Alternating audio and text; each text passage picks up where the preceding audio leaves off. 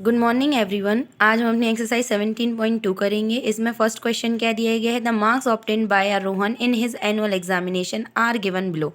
रोहन के द्वारा उसके एनुअल एग्जाम में जो मार्क्स उसको मिले हैं वो इस तरीके से दिए गए हैं। ठीक है, उसको सब्जेक्ट यहाँ दिए गए हैं हमें सब्जेक्ट्स, और यहाँ दिए गए हैं क्या उसके मार्क्स ऑब्टेन के किस में कितने मिले हैं। इंग्लिश में उसको कितने मिले हैं 85, हिंदी में मिले हैं उसको 60, मैथ्स में मिले हैं 35, साइंस में मिले हैं 50 और सोशल साइंस में कितने मिले हैं 70। Draw a bar graph to represent it. इसको रिप्रेजेंट करने के लिए हमें क्या करना है, बार ग्राफ बनाना है। क्या बनाना है, बार ग्राफ बनाना है। ठीक है, तो आप लोगों को क्या करना है, उसके लिए ग्राफ पेपर यूज़ करना है, लेकिन यहाँ हमारे पास ग्राफ पेपर नहीं था तो हमने इसी में कॉपी में आप लोगों को बताया है इस तरीके से। ये हमारी क्या कहलाएगी, एक्स एक्सिस। ये क्या कहलाएगी, हमारी एक्स एक्सिस, और ये क्या कहलाएगी, हमारी वाई एक्सिस। ठीक है, एक्स एक्सिस के अलोंग हम क्या लेंगे, सब्जेक्ट्स, और वाई एक्सिस के अलोंग क्या लेंगे हम, मार्क्स ऑब्टेन। तो मार्क्स का हमने क्या किया है, एक बॉक्स को, मतलब जो हमारे वो इस तरीके से ग्राफ बना रहता है उसका जो वन बॉक्स रहेगा उसको 10, 20, 30 अप टू कहाँ ले लिया हमने, 90 तक अपना ड्रॉ कर लिया। अब इसके बाद हमें फर्स्ट दिया गया था कितना, 85। 85, तो 85 कहाँ आएगा, 80 और 90 के बीच में आएगा। तो ये हमने ड्रॉ कर लिया एक बार, कितने का, इंग्लिश का, कि इंग्लिश में उसको कितने मिले, 85 मिले। फिर उसके बाद हिंदी, तो हिंदी में उसको कितने 60 मार्क्स मिले थे, तो ये हमने 60 मार्क्स का ये हमने ड्रॉ कर लिया। फिर उसके बाद मैथमेटिक्स, तो मैथमेटिक्स में उसको 35 मिले थे तो हमने 35 का बार ग्राफ ड्रॉ कर लिया। फिर उसके बाद साइंस, तो साइंस में उसको कितने मिले थे 50, तो हमने 50 का ड्रॉ कर लिया। उसके बाद क्या है, सोशल साइंस, सोशल साइंस में उसको कितने मिले थे 70, तो 70 का हमने ड्रॉ कर लिया। ठीक है, अब यहाँ हम क्या लिखेंगे, स्केल। स्केल में हमने क्या लिखा, 1 यूनिट इज इक्वल टू कितना लिया है हमने, 10 मार्क्स। कितने लिए हैं हमने, 10 मार्क्स लिए हैं। ठीक है, 1 यूनिट में हमने 10 मार्क्स लिए हैं, तो ये इसका क्या बन जाएगा, स्केल बन जाएगा। फिर इसके बाद क्वेश्चन नंबर 2 दिया गया है, तो the number of cycles produced in a factory during 5 consecutive week are given below. 5 लगातार वीक में जो साइकिल्स प्रोड्यूस हुई हैं एक फैक्ट्री में, उसका डेटा हमें इस तरीके से दिया गया है। हमें एक बार ग्राफ रिप्रेजेंट करना है, इस इन्फॉर्मेशन को बार ग्राफ के थ्रू रिप्रेजेंट करना है। ठीक है, तो यहाँ क्या दिए गए हैं, वीक्स दिए गए हैं, और यहाँ नंबर ऑफ साइकिल प्रोड्यूस दिए गए हैं।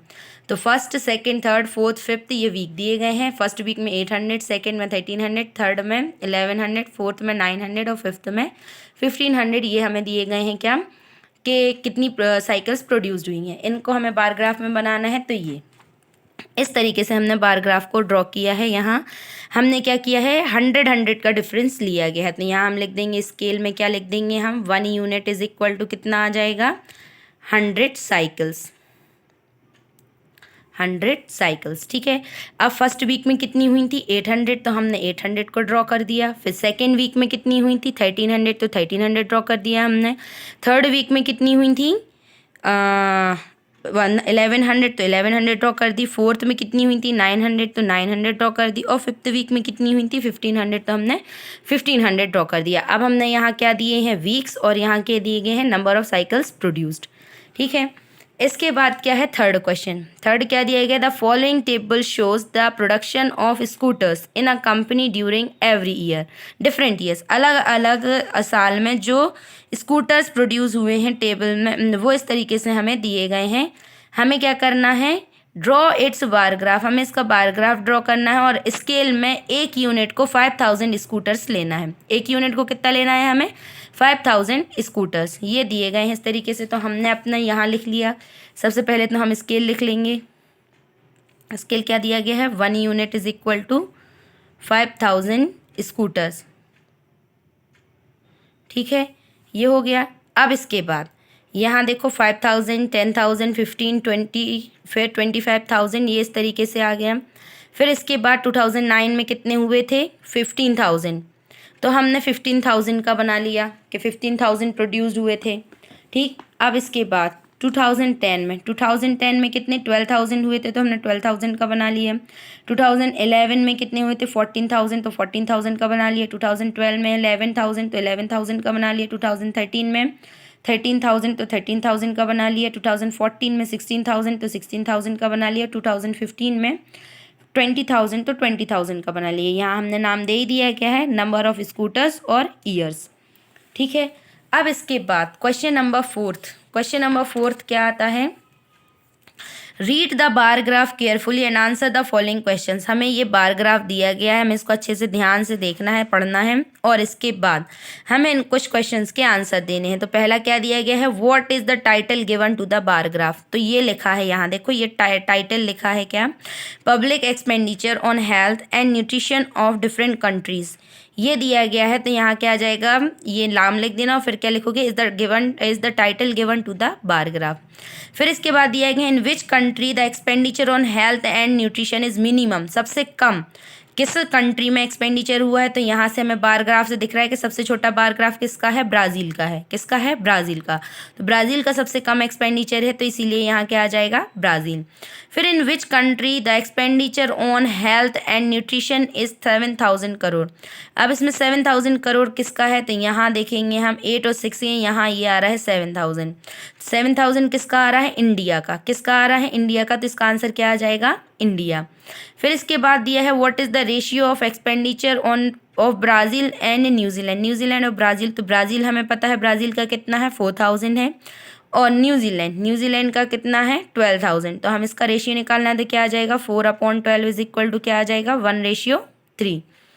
फिर इसके बाद क्वेश्चन नंबर 5 आता है क्या, the adjacent histogram shows the number of runs scored by a batsman in 1 day matches. ठीक है, एक दिन वो जो 1 डे मैचेस होते हैं उसमें एक बैट्समैन के रन स्कोर्ड इस तरीके से हमें हिस्टोग्राम में दिए गए हैं। Read the histogram carefully and answer the following questions. अब हमें हिस्टोग्राम को ध्यान से पढ़ना है और कुछ आंसर्स को, क्वेश्चंस को आंसर्स देने हैं। How many matches did the batsman play. Batsman ने कितने मैचेस प्ले किए। तो हम सभी जो बार ग्राफ है उनको क्या कर लेंगे, ऐड कर लेंगे। तो यहाँ कितने हैं, 2 के बाद 5, 2 और 5 कितने हो गए, 7, 7 और 5 कितने हो गए, 12, 12 और 6 कितने हो गए, 18, 18 और 2 कितने हो गए, 20, 20 और 3 हो गए 23, 23 और 3 26, 26 और 1 27, 27 और 2 29, 29 और 1 30। ठीक है, तो टोटल बैट्समैन ने कितने मैच खेले, 30 मैचेस खेले। कितने खेले, 30। फिर इसके बाद है how many matches were played in the lowest run group. सबसे कम ग्रुप में कितने कितने मैचेस खेले गए। तो एक यहाँ है और एक यहाँ है, तो कितने आ जाएंगे, 2 मैचेस। फिर इसके बाद इन how many matches did he score 70 और मोर रन्स। अब 70 और 70 से ज़्यादा कितने रन में है, कितने मैचेस में खेले। तो देखेंगे 1 और 2 3 और 1 4। कितने मैचेस में खेले, 70 और 70 से अब आप कितने मैचेस में मिले, 4 मैचेस में। तो इसका आंसर क्या आ जाएगा, 4 मैचेस। फिर in how many matches did he score less than half a century. Half a century मतलब 50 रन से कितने मैचेस में कम मिले हैं उसको। तो यहाँ आ जाएगा देखो 2, 2 और 5 7, 7 और 5 12, 12 और 6 18, 18 और 2 20। तो उसको कितने मैचेस में हाफ सेंचुरी से कम मिले हैं, 20 मैचेस में। कितने, 20 मैचेस में उसने हाफ सेंचुरी से भी कम रन बनाए हैं। फिर इसके बाद क्वेश्चन नंबर 6 आता है। क्वेश्चन नंबर 6 क्या है, in the study of diabetic patients in a village the following observation were noted. एक ब्लेज में डायबिटिक पेशेंट्स के द्वारा के ऊपर एक स्टडी हुई, उसमें इस ऑब्जर्वेशन को नोटिस किया गया। एज दी गई और नंबर ऑफ पेशेंट्स दिए गए। तो एज 10 से 20, 20 से 30, 30 से 40, 40 से 50, 50 से 60 और 60 से 70 एज है। और इसके 2, 5, 12, 19, 9 और 4 पेशेंट्स हैं। हमें इसको हिस्टोग्राम के थ्रू बनाना है, हिस्टोग्राम के थ्रू रिप्रेजेंट करना है।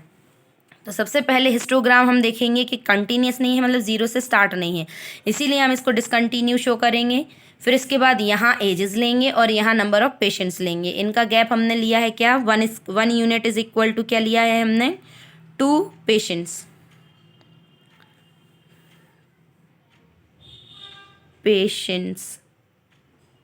अरे रे पेशेंट्स, ठीक है। ये आ जाएंगे कि 1 unit is equal to 2 patients से ये आ जाएगा क्या हमारा स्केल। ठीक है, अब 10 से 20 के एज के कितने हैं, 2, तो हमने ये रिप्रेजेंट कर दिया। 20 से 30 के 5 हैं, तो ये रिप्रेजेंट कर दिया। 30 से 40 के कितने, 12 हैं, तो ये रिप्रेजेंट कर दिया। 40 से 50 के कितने हैं, 19, तो वो रिप्रेजेंट कर दिया। 50 से 60 के कितने हैं, 9, तो वो रिप्रेजेंट कर दिया। और 60 से 70 के कितने हैं, 4, तो वो रिप्रेजेंट कर दिया। इस तरीके से हमारा हिस्टोग्राम बन गया। फिर नेक्स्ट क्या दिया गया है क्वेश्चन नंबर 7 में, draw a histogram for the following frequency distribution. एक फ्रीक्वेंसी डिस्ट्रीब्यूशन दिया गया है, उसके लिए हिस्टोग्राम हमें ड्रॉ करना है। क्लास इंटरवल 30 से 60 अप टू 210 दिया गया है और फ्रिक्वेंसी दी गई है 5, 12, 18, 10, 13 और 16। तो इसी तरीके से हम यहाँ दे देंगे क्लास इंटरवल नाम और यहाँ दे देंगे फ्रिक्वेंसी। फिर यहाँ लिख लेंगे हम क्या अपना स्केल। तो 1 यूनिट इज इक्वल टू कितना आ जाएगा 2। ठीक है, 1 यूनिट इज इक्वल टू 2 आ जाएगा। ठीक है, तो यहाँ 2, 4, 6 अप टू हमने 18 बना लिया।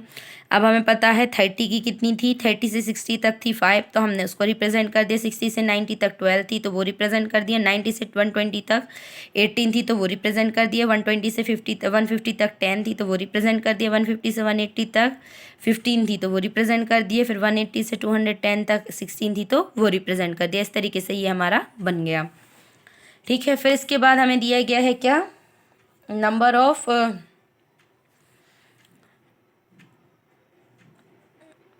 मंथली फीस दी गई है हमें और नंबर ऑफ स्कूल दिए गए हैं। हमें इनको भी हिस्टोग्राम के थ्रू बताना है। तो यहाँ हमने ये लिख लिया मंथली स्कूल फीस और ये क्या हो गया हमारा नंबर ऑफ स्कूल्स। तो अब हम लिख लेंगे 1 यूनिट इज इक्वल टू क्या आ जाएगा स्केल में 2 स्कूल्स। ठीक है, यहाँ हमने ये बना लिए स्कूल। फिर इसके बाद हमें पता है 500 से 600 कितने स्कूल की है 5 की, तो वो रिप्रेजेंट कर दिया। 600 से 712 की है। 700 से 814 की है। 800 से 900 कितने की 18 स्कूल्स की है। और 900 से 1000 के तक कितने की है 11 स्कूल्स की है। तो इस तरीके से हम अपने डेटा को क्या कर देंगे हिस्टोग्राम की मदद से रिप्रेजेंट कर देंगे। और ये सिंबल याद रखना हमेशा कि ये क्या है डिसकंटिन्यूअस का सिंबल है, इसीलिए हम ये लगाते हैं क्योंकि ये 0 से स्टार्ट नहीं हो रहा है। ठीक है, इसके बाद क्वेश्चन नंबर 9 से लेके 15 तक हम करेंगे नेक्स्ट क्लास में। अगर आप लोगों को इसमें कोई डाउट हो तो पूछ लेना। Thank you and have a nice day all of you.